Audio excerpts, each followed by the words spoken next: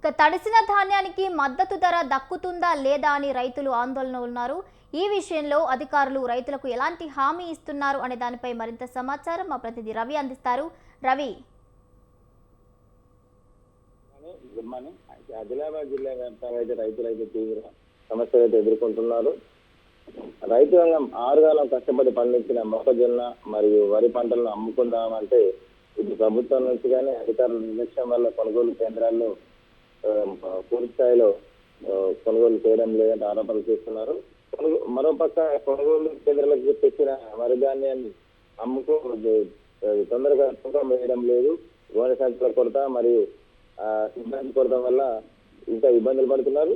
మరోపక్క గత 2 రోజుల నుంచి ఇక్కడ వానలు ఎదుర్కొనడంతో ధాన్యం పూర్తిగా తడిసిపోతుంది. అకాల వర్షాల వల్ల కూడా రైతులు తీవ్రంగా ఇబ్బందులు పడుతున్నారు. గత 2-3 రోజుల నుంచి ప్రతి మండలాల్లోనూ రైతులు రోడ్డెక్కి నిరసన చేసిన ఘటనలు అయితే చోటు చేసుకున్నాయి. ప్రస్తుతం అయితే రైతాంగం అంతా తీవ్ర ఆందోళనలో ఉన్నారు. వీరందరికీ తొందరగా కొనుగోలు కేంద్రాలు అన్ని ప్రాంతాల్లో ఏర్పాటు చేసి తొందరగా కొనుగోలు కేంద్రాల నుంచి సంబంధించిన గోనె సంచులు కావచ్చు మరో ఇతర మిగతా సామాగ్రిని సమకూర్చి రైతాంగాన్ని పండించిన పంటను కొనుగోలు చేయాలని రైతులు కోరుతున్నారు. ఈ సమస్యను అధికారులు నాయకులు స్పందించి తీర్చాలని రైతాంగం అంతా కోరుతా ఉన్నారు. Right, thank you Ravi, thank you for the updates.